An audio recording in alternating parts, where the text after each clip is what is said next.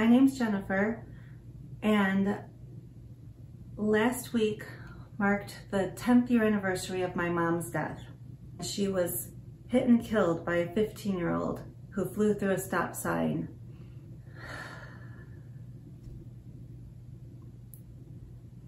We were getting ready for a jury trial, and then at the last minute, for whatever reason, this young man, well, he had just recently turned 15, so he was a very young teen. He pleaded no contest, and so instead of going through a jury, we went immediately to a sentencing hearing. At that sentencing hearing, my sisters and myself all wrote out our statements to read to him. And we started learning about what the court system was like, the difference between the juvenile system and adult court. So we found out through this process that the judge wanted him charged as an adult, but that the prosecutor decided to go the juvenile route to try to get him rehabilitated. And also in hopes that he would spend longer time in jail, because had she decided to go the adult route, he would have only gotten about 18 months, a year and a half of prison time. And she was going for the max juvenile time, which at the time, in 2010, that was up until your 19th birthday. So because he had just turned 15, we're talking 4 years. That was the max he was going to get. I remember my sisters and I all reading our statements, and I had worked so hard on that statement. I was up day and night working on it because I wanted this young kid to know who my mom was and who he took from us. And first of all, my husband also wrote a statement, but because he wasn't a son of my mom's, only my husband, he was not allowed to read his statement. And he was very upset about that. When I read mine, it was very apparent he wasn't paying any attention whatsoever. None. So at that moment, before we left the courtroom, I remember walking up to the prosecutor and handing her my statement, saying, "Will you please put this in his file?" Because I knew he was going the juvenile route. He was going to be staying in the juvenile system where he was going to be rehabilitated. And I needed him to hear that statement, and I knew he hadn't. And I still remember her saying, "I'm sorry, no, we're not allowed to put this in his folder to look at at a later date." So that was the first time I thought, what a waste. He didn't even hear me. He didn't even hear me. So the most upsetting thing with all of it was knowing that at any moment that judge could let him go and send him back home. And I knew he was going to go back to his old ways. And ultimately, I feared that I was going to see him on the news again, and that another family was going to be harmed by him. It kept me up at night. So I thought, well, what can I do? What can I do to prevent that? Because in my head, I would see myself going to that family saying, I'm so sorry. I'm so sorry. I did everything in my power to make sure this wouldn't happen again. So I started thinking, what is in my power? What could possibly be in my power? I had no say. I couldn't even get my statement into his file to hear what I wrote for him. So our judge ultimately gave him the max sentence of 4 years, a max to his 19th birthday. And again, at one of our well, in the juvenile system, we had what was called review hearings, and those came up every 3 to 4 months. So every 3 to 4 months, I would find someone to take care of my kids, drive the hour and a half out to Pontiac to make sure that I was at every single one of those hearings, because I thought, I just felt like my hands were tied. And at one of those hearings, I remember saying to my victim's advocate, I need to sit down and speak with him. I need to talk to him. I need to make sure he doesn't do this again. I need to find some control in the situation where I have lost all control.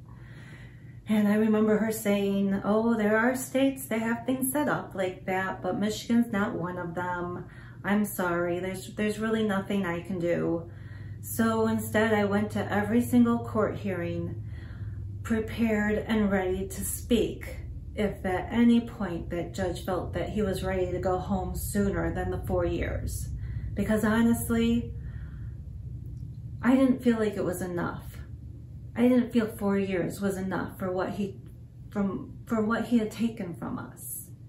I didn't. And then on the other hand, had he gotten 50 years, that too, it's not bringing my mom back. I mean, it's already been 10 years now. Nothing will bring her back. So I went to every single hearing. I think I missed one in 4 years. And that first year that he was put away, it became clear that he had plagiarized every single one of the book reports that he sent in to the court system, to the judge. Plagiarized every single one. So fast forward 2 years ahead, he's now incarcerated for 2 years, and we show up and he was moved to another program where he did a 7-step program. And I knew that the last part of this program was going to be that he had to apologize to us, which he did.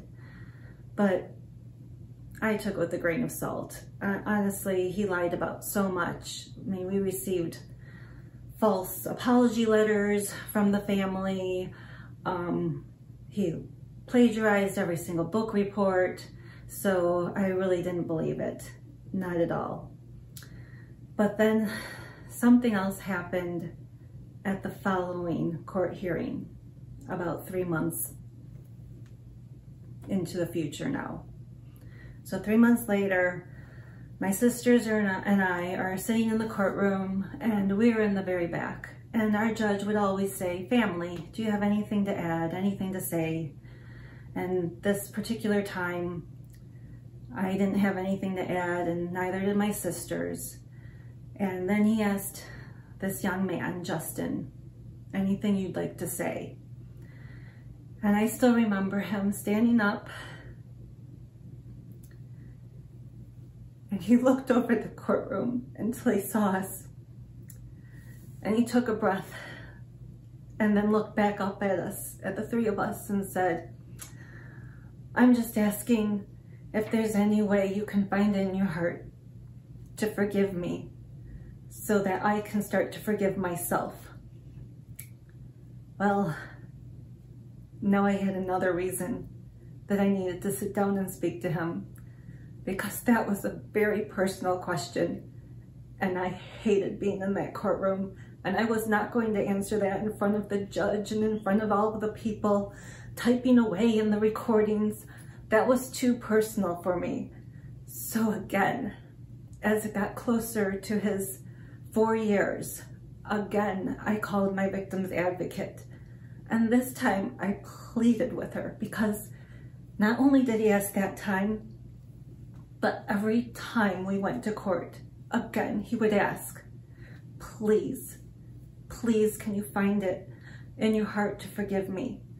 I know I know that you might not be able to, but I'm trying to show you that I've changed. I'm trying to make the right decisions. I'm trying to do good.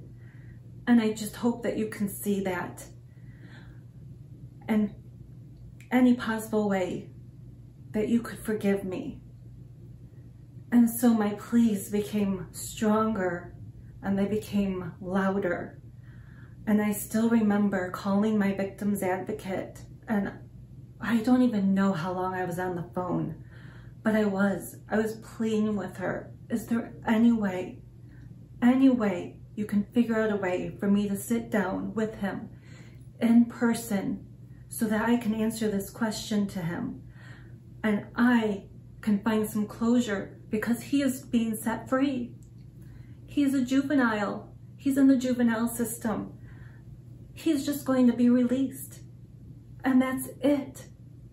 I need closure to this.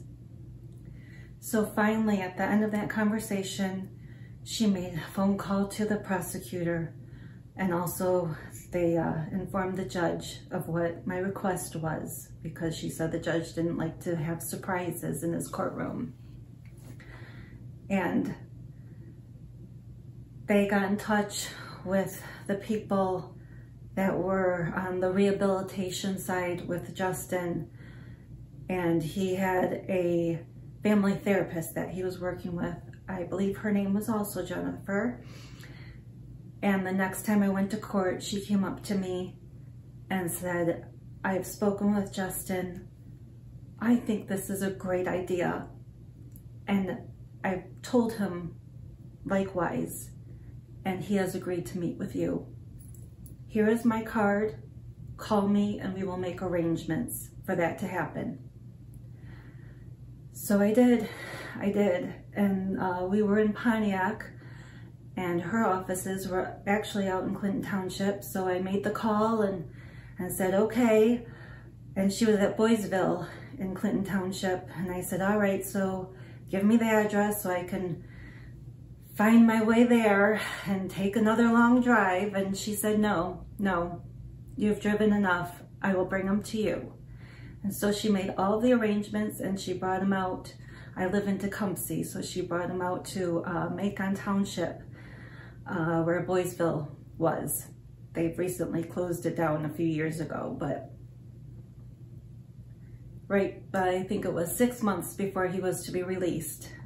I went on an October morning, a Monday morning in October, and I met with him.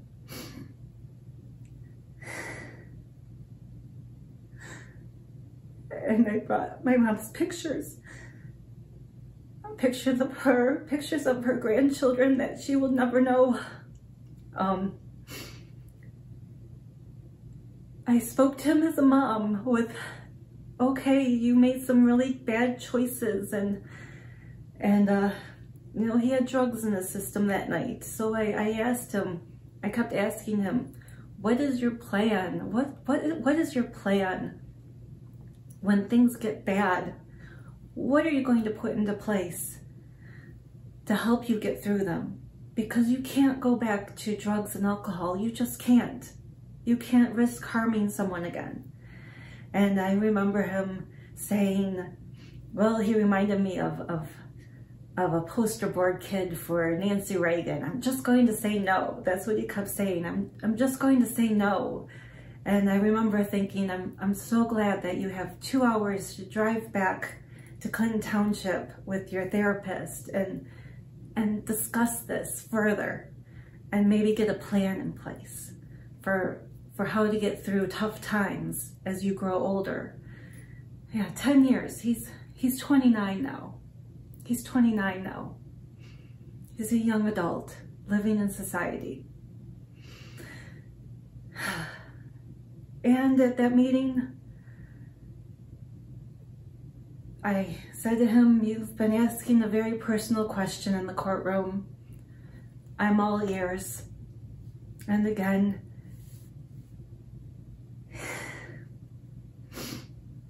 he asked me for my forgiveness, and I was able to give it.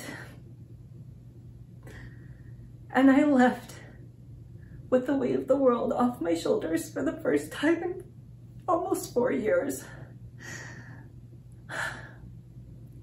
Because he had heard me. He had heard me. And it made all the difference in the world. And this kid who never even gave us eye contact in court and would not look at us and would not speak to us, the very next time we all met in court again for one of his review hearings was right before Christmas. And I remember he walked right up to myself and my sisters and he shook our hands. He wished us a Merry Christmas. And I could see the change in him too. So then that last court hearing was coming up. This all was October and then December. So May, he was going to be released. And I called up my advocate, my victim's advocate again, just asking her what to expect at this very last court hearing that we would all be together at. And you know what? She started to prepare me by saying how difficult it was going to be and emotional and bad, sad, angry feelings. All those feelings were going to come up again, and just to be prepared for that emotional roller coaster to start when I showed up into the courtroom that day. But you know what? Because I was able to speak to Justin, sit down with him face to face, I didn't have that at all. In fact, I had the complete opposite.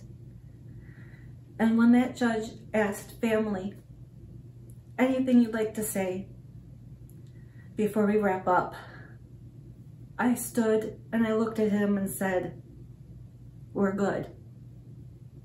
We've already talked. We've already done this. We're good. You just continue to do good.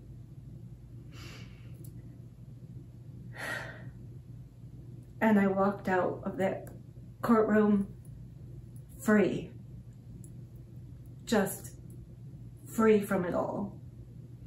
It was done. Miss my mom terribly still every day.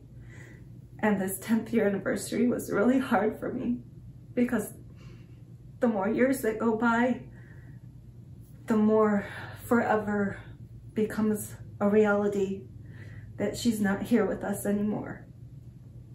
But Justin, I can put that aside. I've put that aside, and that doesn't sit heavy with me anymore. That was done the moment I sat down with him and was able to talk to him face to face. So in the meantime, since that's happened, since that meeting, I've heard this word, restorative justice. Not a word I knew while I was asking time and time again to speak with Justin, but it's a word I've become very familiar with now. And now I think, what if these programs would have been available to myself and my family, because I was able to sit down with him, but my sisters did not.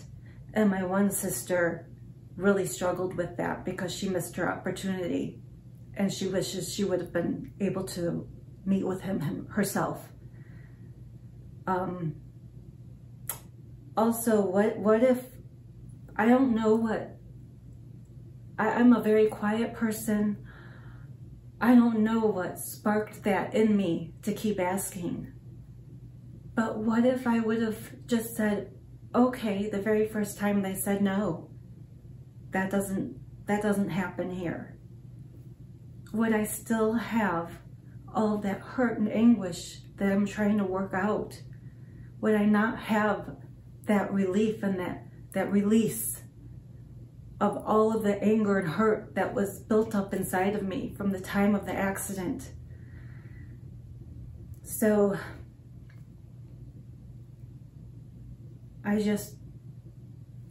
this is my story. This is my story in restorative justice. And